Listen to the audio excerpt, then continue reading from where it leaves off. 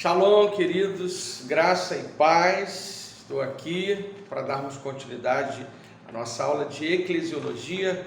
Eu quero cumprimentar todos os seminaristas do curso de teologia do Seminário Metodista César da Corso Filho. É um prazer, uma honra poder estar contribuindo para o crescimento espiritual e ministerial de cada um de vocês. Nós vamos ter uma palavra de oração antes de iniciar a nossa aula de hoje e espero que seja um tempo muito proveitoso para a sua vida, em nome de Jesus.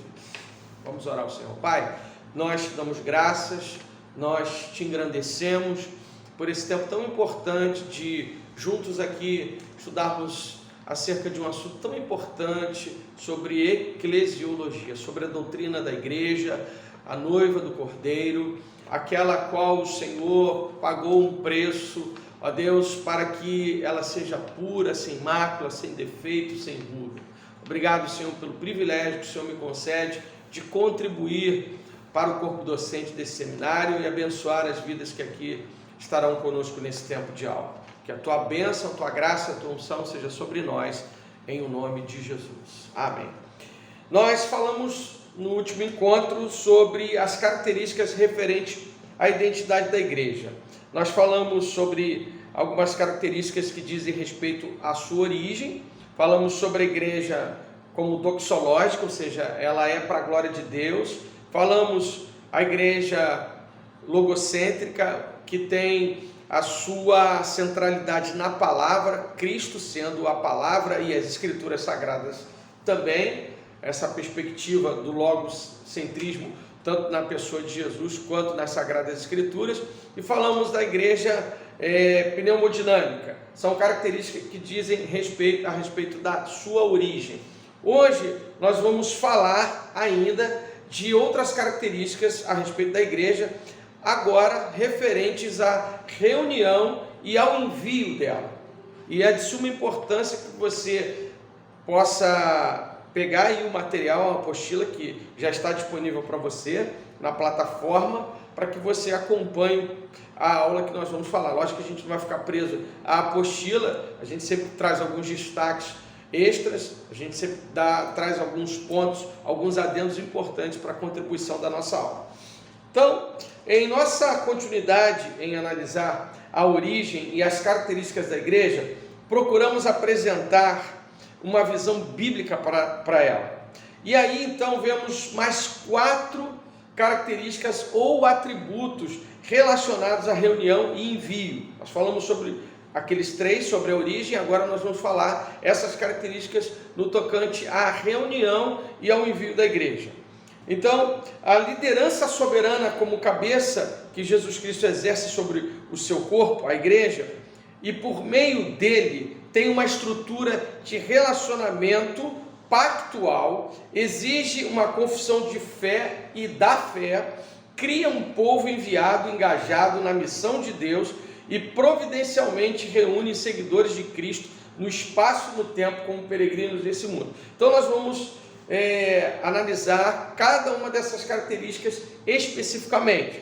Então são 4 que nós vamos falar na aula de hoje. Nós vamos falar a igreja é pactual, nós vamos falar da igreja confessional, nós vamos falar que a igreja é missional e por último nós vamos falar que a igreja é espaço-temporal e escatológica, ok? Então vamos por partes, nós vamos começar essa característica tão importante da igreja. A igreja é pactual. A igreja é pactual ou reunida como conjunto de membros num relacionamento de nova aliança com Deus e um relacionamento de aliança uns com os outros. É muito importante nós absorvermos essa característica nessa perspectiva pactual. A igreja em relacionamento de nova aliança com Deus por meio de Cristo. Essa nova aliança é estabelecida por Deus e por mais ninguém, com seus parceiros de aliança ou seguidores de Cristo, discípulos que ouviram o evangelho da morte e ressurreição de Jesus Cristo, se arrependeram de seus pecados, confessaram Jesus Cristo pela fé, foram batizados em nome de Deus triuno, o nome do nosso Deus triuno, Pai, Filho e Espírito Santo, receberam o perdão dos seus pecados e a dádiva do Espírito Santo e foram incorporados na igreja de Jesus Cristo. um texto que fortalece, que embasa muito o que eu acabei de mencionar, é o texto que está contido no livro de Atos, Atos capítulo 2, versículo 42, é a primeira referência que nós encontramos acerca dessas características da igreja. Falamos isso em aulas anteriores, e é importante que você sempre revise, porque são fundamentos de fé. É muito importante a igreja entender que ela precisa primar por esse relacionamento vertical e horizontal. O vertical, o relacionamento com Deus. A igreja tem um pacto com Deus, e Deus, obviamente, tem um pacto primeiramente com ela. Nós o amamos porque Ele nos amou primeiro. E essa perspectiva, essa característica é fundamental que esteja sendo vivenciada dia após dia. Esse relacionamento com Cristo, nós dependemos de Deus. A igreja, ela tem um cabeça, e o nome dele é Jesus Cristo.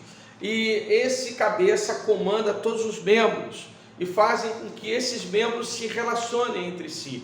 Quando Paulo escreve lá em 1 Coríntios capítulo 12, a partir do versículo 12 até o final do capítulo, nós temos uma metáfora extraordinária, uma inspiração, uma revelação do Espírito para o apóstolo Paulo, que nos faz entender como é importante esse pacto, essa aliança não só com Deus, que é de suma importância, e esse é a primeira ênfase que nós temos a igreja como uma igreja pactual, mas também o relacionamento dos seus membros uns com os outros. Eu não sei se você já teve a curiosidade ou o interesse de fazer uma pesquisa. Eu quero desafiá-la a pesquisar nas Sagradas Escrituras, isso lógico nos textos neotestamentários, os textos do Novo Testamento, a quantidade de mandamentos de reciprocidade.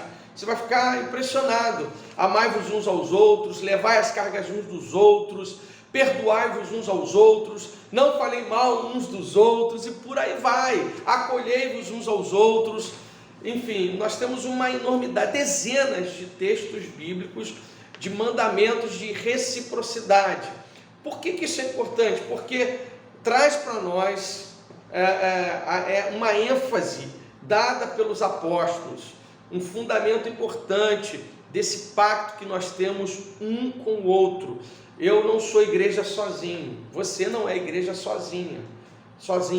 Nós somos parte de um corpo, nós somos membros de um corpo. E eu quero aqui trazer à memória o texto que eu acabei de mencionar, de 1 Coríntios capítulo 12, não está aí na apostila, mas você pode anotar no seu caderno de anotações, que é um texto que fortalece demais essa característica. O capítulo 12 vai falar, a partir do versículo 12, eu quero ler poucos versículos para que você entenda e absorva essa característica. Porque assim como o corpo é um, e muitos membros, e todos os membros, mesmo sendo muitos, constituem um só corpo, assim também é com respeito a Cristo, pois em um só Espírito todos nós fomos batizados em um só corpo, quer judeus, quer gregos, quer escravos, quer livres, e a todos nós foi dado beber de um só Espírito, porque também o corpo não é um só membro, são muitos, mas muitos. E ele vai falando, ele vai usando a metáfora do corpo, é algo revelador por parte do Espírito Santo ao apóstolo Paulo, que nos dá uma clareza muito grande acerca dessa característica da igreja pactual, da igreja que é aliançada com Deus, e há uma aliança entre os membros do corpo de Cristo. Isso é fundamental, e nós encontramos nos textos das Sagradas Escrituras, como já citei alguns, e de Atos capítulo 2, versículo 42 ao 47, nós temos esse texto que fundamenta essa verdade. Estar em Cristo no mesmo ato, estar na igreja. Então não tem como você falar, eu estou em Cristo e não estou na igreja. Eu vejo quantas pessoas cometem esse equívoco. Você pode conhecer gente da sua família, gente perto de você, ou você ouviu em algum lugar, as pessoas falaram assim, não, eu amo a Jesus, mas não quero nada com a igreja. É a mesma coisa que alguém falasse para você, você que é casado, Você que é casada, eu te amo, mas eu não quero nada, não quero saber do seu marido, não quero saber da sua esposa, não quero papo, eu não gosto dele, eu não gosto dela. Desprezar, preterir. Então não tem como, isso é uma incompatibilidade. Não tem como a pessoa dizer que ela está em Cristo e não está na igreja. Se ela está em Cristo, ela tem que estar na igreja. É o que a Bíblia nos diz, é o que as Sagradas Escrituras nos dizem. Isso nos coloca numa relação com todos os santos, ok? O que há é uma aliança eclesiástica. A palavra eclesiástica vem de igreja, ser igreja, que é uma série de promessas escrita com base nas Escrituras, nas Sagradas Escrituras, que os membros da igreja assumem voluntariamente com Deus e uns com os outros acerca de seus compromissos morais e espirituais e da prática de sua fé. Nós vamos ver aqui um texto bíblico que reforça o que eu estou mencionando. Podemos exemplificar esses compromissos com o texto de Efésios, capítulo 4. Eu vou pedir que você abra aí na sua Bíblia, e esse texto está mencionado na apostila, Efésios capítulo 4, a partir do versículo 17. Aliás, eu quero recomendá-los a lerem o livro de Efésios. Eu não sei se em algumas aulas anteriores, ou se na aula presencial que eu dei no mês passado, eu falei sobre isso, mas eu quero sugerir, recomendar a você que releia durante esse semestre o livro de Efésios. Por quê? Porque se existe uma carta que Paulo trata de eclesiologia, é a carta de Paulo aos Efésios. Essa é uma carta que ele fala muito acerca de características da igreja, ok? Então é muito importante que durante esse semestre você leia, releia, quantas vezes for necessário, quantas vezes você puder, exaustivamente, para que isso entre no seu coração, entre na sua mente, ok? Então, fazendo a leitura de Efésios capítulo 4, versículo 17, ele vai dizer o seguinte: isto, portanto, digo, e no Senhor testifico, não vivam mais como gentios, que vivem na vaidade dos seus próprios pensamentos, tendo o seu entendimento obscurecido, separados da vida que Deus concede. Isso aqui é a natureza da igreja. Essa é a proposta de Deus para a sua noiva, para mim e para você. E ele continua dizendo: por causa da ignorância em que vivem, pela dureza do seu coração, tendo se tornado insensíveis, eles se entregam à libertinagem para de forma desenfreada cometer todo tipo de impureza. Mas não foi assim que vocês aprenderam de Cristo, se é que de fato ouviram falar dele e nele foram instruídos, segundo é a verdade em Jesus. Então Paulo exorta aqui duramente a igreja, e o Espírito também fala a nós nesse tempo. Quanto à maneira antiga de viver, vocês foram instruídos a deixar de lado a velha natureza, que se corrompe segundo desejos enganosos, a se deixar renovar no espírito do entendimento de vocês, e a se revestir da nova natureza criada segundo Deus, em justiça e retidão procedentes da verdade. Então, Paulo aqui está falando claramente qual deve ser a postura daqueles e daquelas que fazem parte da comunidade da fé, que fazem parte da igreja.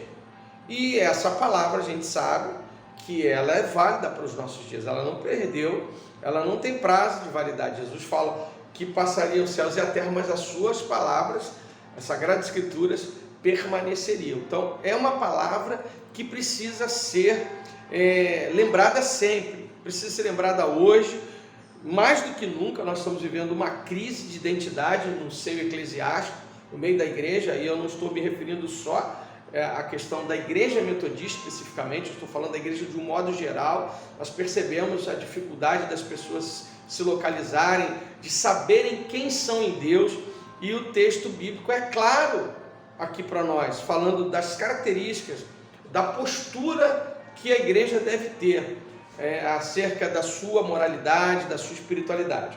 Então ele continua trazendo uma exortação muito forte, e eu continuo a minha leitura a partir do versículo 25, e aí ele vai ser pontual em algumas coisas. Eu costumo dizer que na Bíblia não tem conversa fora. conversa fiada. Ninguém joga a conversa fora. Há sempre algo que a gente tem que olhar com muito cuidado. Paulo não está falando por achismos, Paulo não está jogando indireta, mas ele sabe e conhece a igreja que está lá na cidade de Éfeso.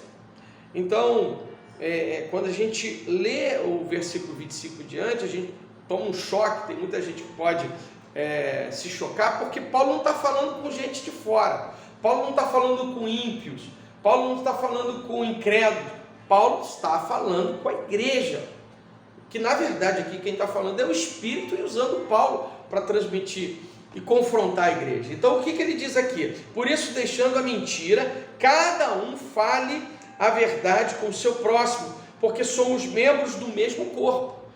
Então Paulo já identifica que ali havia um foco de mentira. Então ele confronta. Como é que a gente confronta a mentira? Com a palavra da verdade. Eu, por bondade e misericórdia de Deus, já completei 23 anos, estou completando no início do ano que vem 24 anos de ministério pastoral, e todas as vezes que eu me deparo com uma situação como essa, de ter que corrigir uma ovelha, um discípulo de Jesus, quando a gente percebe que ele não está falando a verdade, que ele não anda na luz, eu sempre vou com a palavra. Sempre. O que a gente tem que fazer com uma pessoa que está fora da rota, que ela precisa ser corrigida, ela precisa ser amada, ela precisa se sentir acolhida, nós a confrontamos pela palavra. Você que é seminarista, e eu tenho certeza que você está fazendo esse curso, galgando o ministério pastoral, você precisa ter isso em mente, que às vezes que você for confrontar, e a gente sabe que às vezes a gente nem precisa ser pastor para corrigir alguém, não é verdade? Às vezes você é líder de célula, coordenador de um ministério, e você percebe que aquele irmão não está andando na luz, não está falando a verdade. Como é que a gente tem que corrigir essa pessoa? Em amor. Paulo fala para a gente falar a verdade em amor, corrigir em amor. Paulo diz lá em Gálatas capítulo 6, versículo 1, que se você pegar o seu irmão, se ele for surpreendido em alguma falta, se você o surpreender em alguma falta, corrigiu com espírito de brandura. Então a gente corrige com espírito de brandura na palavra, e é isso que Paulo faz aqui. E ele continua dizendo no versículo de número 26, fiquem irados e não pequem. Então o problema não é da gente se irar, o problema é como a gente lida com a ira. Como é que a gente lida com a ira? E ele continua dizendo, olha, vai aí anotando, problema de mentira, problema de não saber lidar com o sentimento da ira. Não deixem que o sol se ponha sobre a ira de vocês. Ou seja, o que Paulo está dizendo? Não permita que esse sentimento dure de um dia para o outro. Tente resolver isso, tente lidar com isso o mais rápido possível. E aí ele continua, nem deixe lugar ao diabo. Para mim, uma das partes mais fortes e impactantes nesse texto aqui é o versículo de número 27, quando ele traz um tratamento de choque para a igreja. Não deixe lugar ao diabo. Ele está falando isso para a igreja, gente.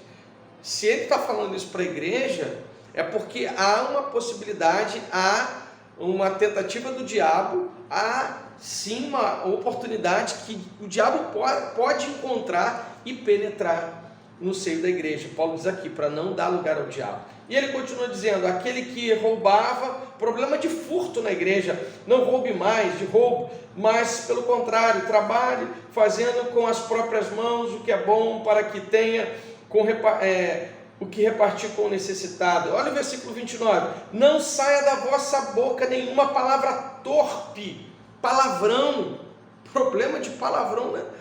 Problema de palavras torpes na igreja, mas unicamente, fale aquela que for boa para edificação, conforme a necessidade, assim transmita graça aos que ouvem. A igreja foi chamada não para falar palavras torpes, mas ela foi chamada para anunciar graça, transmitir graça.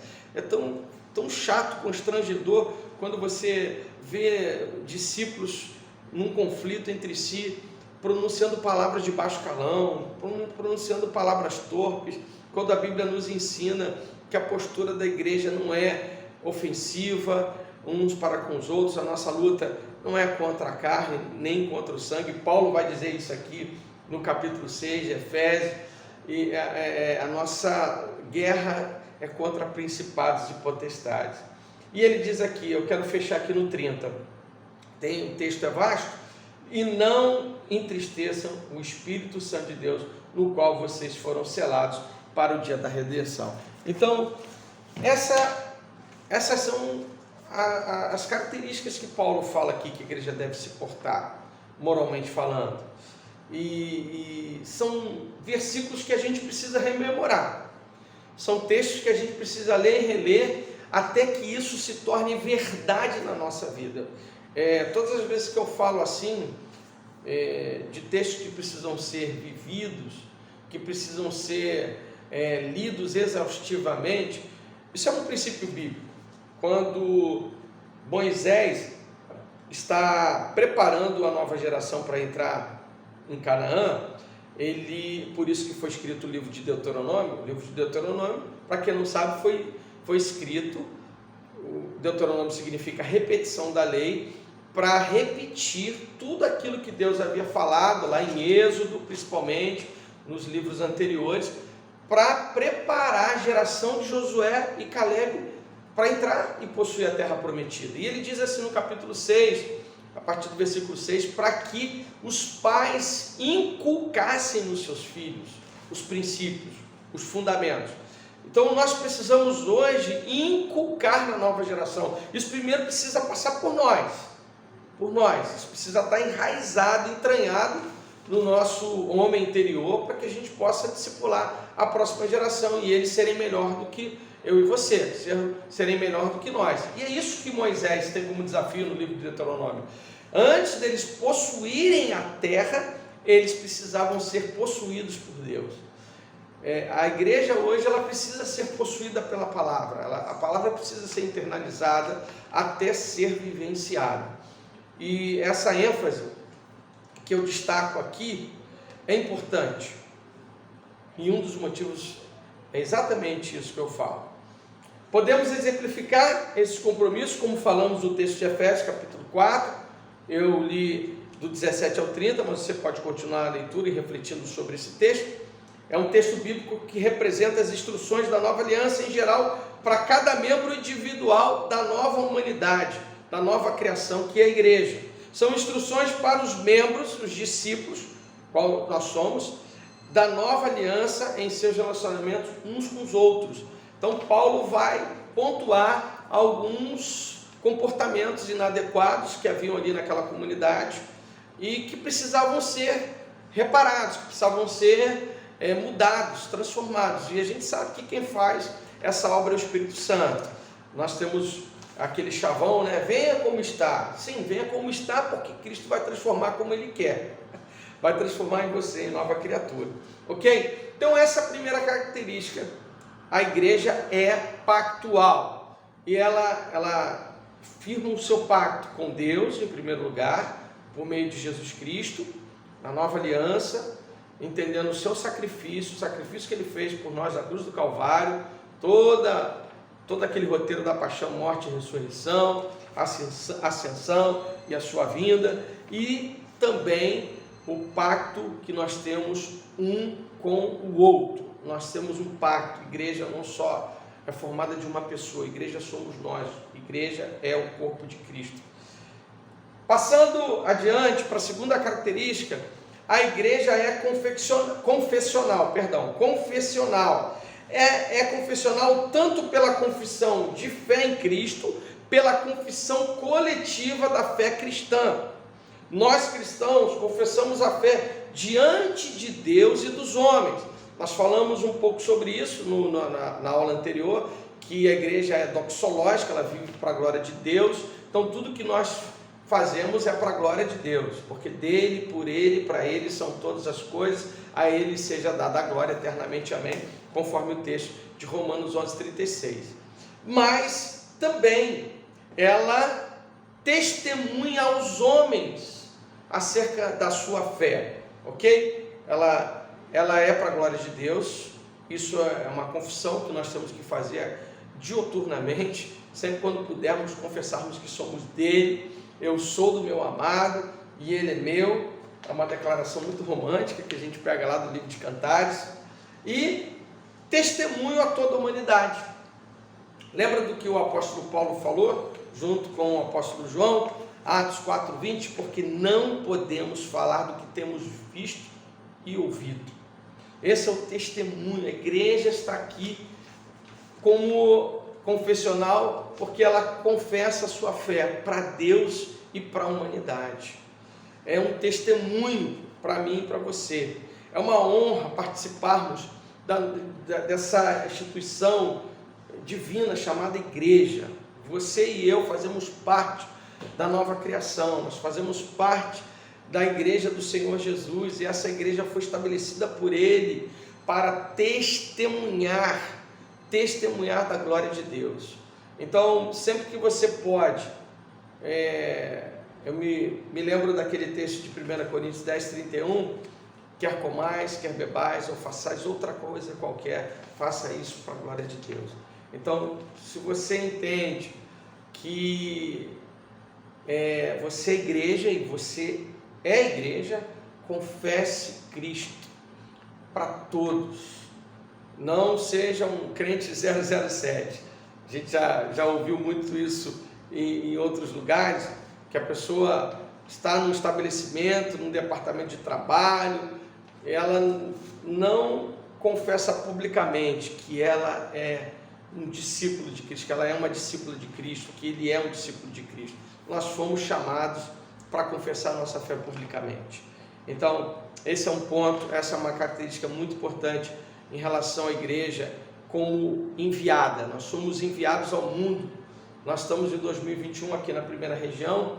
Deus gerou no coração do nosso bispo, bispo Paulo Rangel, como 2021 o ano do envio. E eu e você fomos enviados para dar testemunho da nossa fé. A nossa confissão ela tem que ser pública. As pessoas têm que ver essa confissão primeiramente na nossa vida, no nosso procedimento, no nosso comportamento.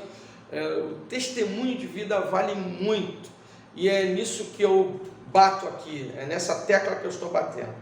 A terceira característica da igreja é a igreja missional. A igreja é missional. Eu falei que a igreja é pactual, eu falei que a igreja é confessional, e a terceira característica e a penúltima dessa aula é que a igreja é missional. O que seria a igreja missional? Ela é formada de um corpo de ministros e ministras divinamente chamados e inspirados para proclamar o evangelho que faz avançar o reino de Deus.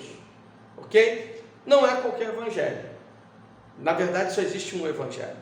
Mas Paulo fala lá aos Gálatas, no capítulo 1, versículo 8 e 9, que ali na região da Galácia havia um outro evangelho. E por que não dizer que nos nossos dias não há também um outro evangelho sendo pregado? Quero deixar aí para você pensar na sua casa, quantos pregadores midiáticos nós vemos aí nas televisões. Hoje em dia a gente não precisa nem ver só a televisão, mas nós temos um canal do YouTube, nas mídias sociais, Instagram, Facebook, enfim, uma enormidade de mídias. Nós vemos tantas pregações, mas que não tem foco no reino de Deus.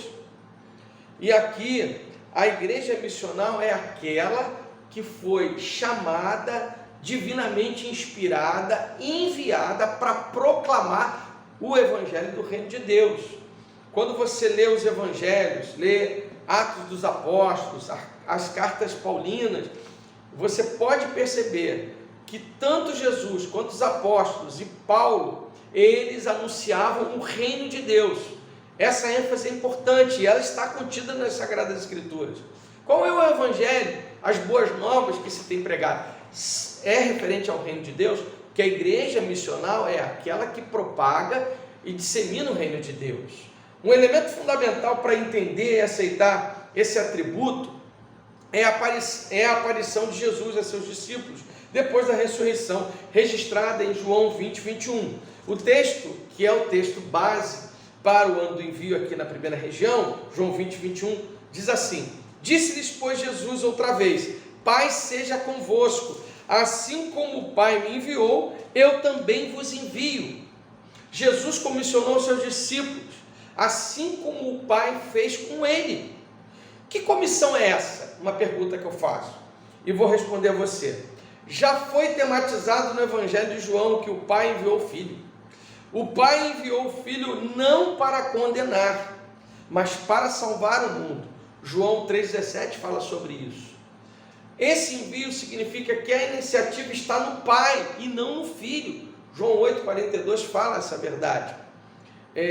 As obras de Jesus dão testemunho do fato de que o Pai o enviou. Isso também é testificado no texto de João 5,36. Como também o faz o testemunho do próprio Pai. O versículo 37 do capítulo 5, Jesus fala que o Pai testifica o testemunho do Filho. As pessoas devem crer naquele que o Pai o enviou, naquele que o Pai o enviou. E aí nós temos vários textos em João 5,38, João 6,29, João 11,42, no capítulo 17, nos versículos 8, 21, 23 e 35, fala acerca dessa verdade. Aliás, a vida eterna consiste em conhecer Deus e conhecer Jesus Cristo, a quem Ele enviou. O Filho obedece ao envio do Pai e responde com imitação, dizendo: então lhes falou Jesus, em verdade vos digo, que o Filho nada pode fazer de si mesmo, senão somente aquilo que vi fazer o Pai, porque tudo que este fizer, o Filho também semelhantemente o faz. Eu, há um tempo atrás, li um livro muito, mas muito poderoso, que trabalha humildade, a beleza da santidade. Se você puder comprar esse livro, compre. Eu vou repetir. O nome do livro é Humildade, a beleza da santidade. E o autor, que eu não me lembro, não sei se é Andrew Murray, eu não lembro se esse é o nome, mas ele faz uma pesquisa no livro de João sobre duas palavras, não e nada. Quantas vezes Jesus fala não e nada? E esse é um dos textos. Eu vou repetir, João 5,19, ele diz assim: em verdade vos digo que o Filho nada pode fazer de si mesmo, senão somente que vir fazer o Pai, porque tudo que este fizer, o Filho também semelhantemente o faz. Essas duas palavras que o autor do livro que eu mencionei, ele destaca, não e nada, ele enfatiza a dependência, a humildade que Jesus tinha no seu relacionamento com o Pai. E esse é um dos textos que traz essa ênfase, dizendo que o Filho nada pode fazer. Tudo que ele fazia era tendo como referência o Pai Celestial. Nada fazia por si mesmo. As palavras que ele pronunciava, tudo que ele dizia era inspirado e revelado e copiado do Pai. Aí eu fico pensando, se o Filho, que é a nossa referência, qual é a referência da igreja? É Jesus. Romanos 8,29 fala que nós fomos predestinados para sermos conforme a imagem de quem? De Jesus. A igreja tem que se parecer com o primogênito da criação, Jesus.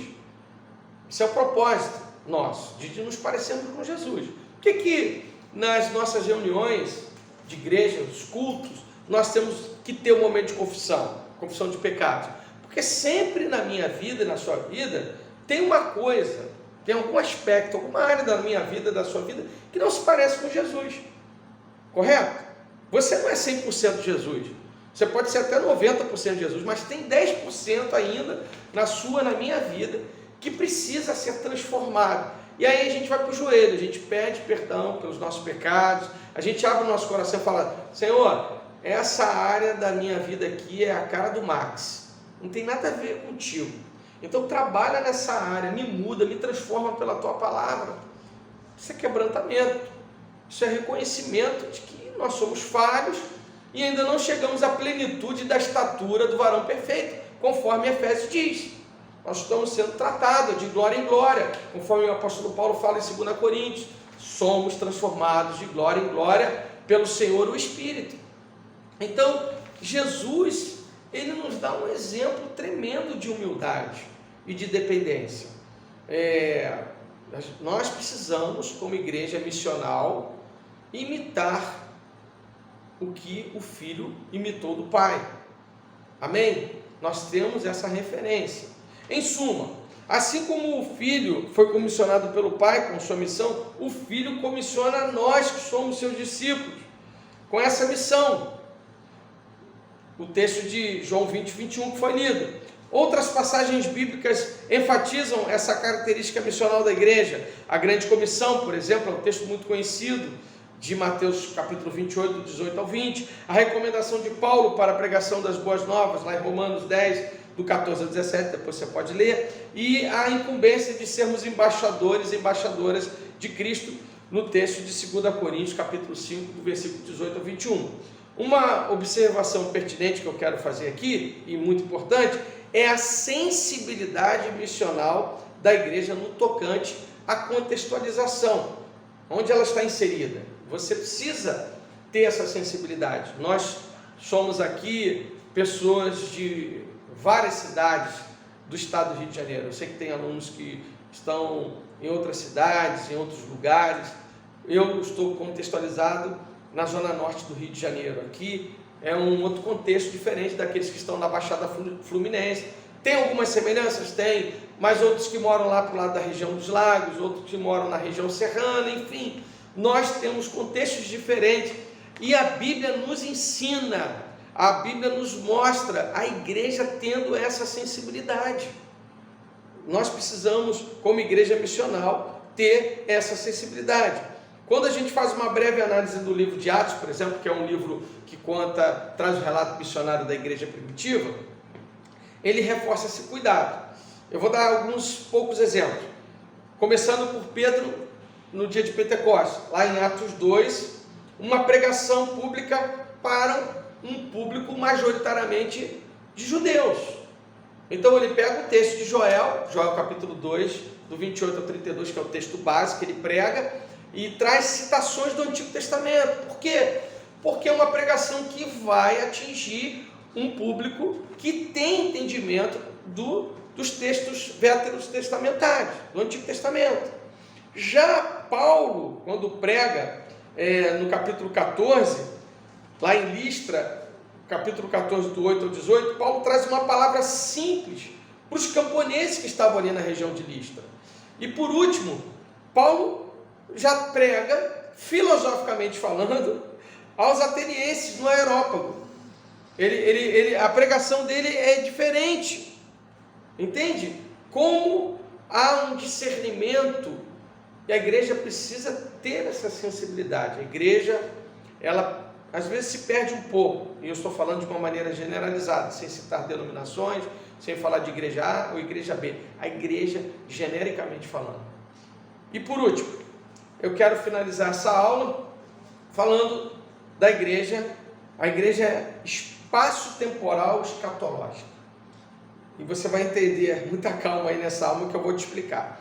A igreja é espaço-temporal escatológica, reunida como realidade histórica.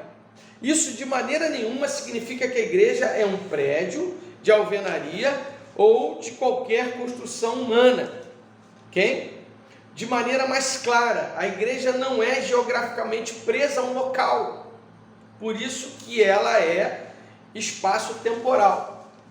A igreja não precisa se reunir em um lugar, mas aquele lugar, eu vou colocar aqui, Rua Glaziú, número 71, que é o endereço do local aonde a igreja de Pilares se reúne. Esse é o endereço que a igreja de Pilares se reúne hoje.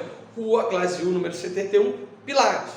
Mas o que faz essa igreja ser igreja não é o endereço, não é essa construção bonita que fizeram aqui. Eu quero falar para vocês que nós estamos completando esse domingo, agora dia 10, 70 anos de existência aqui, uma igreja muito relevante nessa comunidade, para a glória de Deus. Mas se um dia essa construção não existir mais e a igreja tiver que se reunir em outro lugar.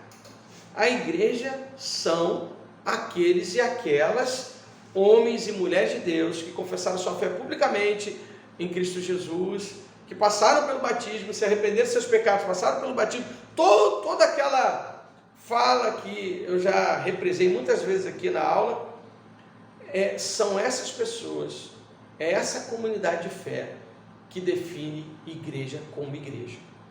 Jesus desconstruiu um pensamento, uma teologia que era centralizada em lugar. Quando Jesus dialoga com a mulher samaritana, esse é um bom texto para a gente reforçar isso que eu estou falando. Quando Jesus fala em João 4, aquele diálogo com a mulher samaritana, Jesus desconstrói um pensamento samaritano, a teologia dos samaritanos e a teologia dos judeus. Por quê? Os judeus entendiam que o sacrifício, o culto era só em Jerusalém, no templo. E os samaritanos diziam que o culto a Deus e o sacrifício teria que ser no Monte Gerizim, em Samaria. Isso é uma questão histórica que não tem como eu explicar aqui, e você, logicamente, já deve ter ouvido isso em outras disciplinas, como não é o foco da nossa disciplina, mas só para você entender. O que Jesus fala? Olha, esquece isso, porque Deus não está procurando locais de adoração. Deus está à procura de adoradores. Então, esse texto, ele é muito bom para entender esse princípio que eu estou explicando aqui. Ok? A igreja, ela está reunida num lugar, mas não é esse lugar que a define como igreja. Ela não está presa à geografia de um local. E Jesus desconstrói esse pensamento ali no primeiro século, dizendo, olha, não é aqui no Gerizim e nem lá em Jerusalém, porque o Pai procura os verdadeiros adoradores. Então esse princípio é importante. A igreja primitiva também é um bom exemplo, porque onde que a igreja se reunia? Ela se reunia no templo, mais precisamente no Pórtico de Salomão. Nós temos o texto de Atos 2,46 e o Atos 5,11. Nas casas, Atos 2, versículo 46 e 1 Coríntios 16, 19, fala que a igreja se reunia nas casas e até numa escola. A igreja se reunia até numa escola, em Atos 19, 9. Então, esse é um bom exemplo para nós, que não é um local, por isso que a igreja é espaço temporal e escatológica. Por que ela também é escatológica? Aí entra a ideia de Oscar Cullmann, que é um teólogo do Novo Testamento, que ele fala a ideia do já e ainda não. O conceito do já e ainda não, além de ser aplicado a indivíduos, também pode ser aplicado à igreja como comunidade de Cristo.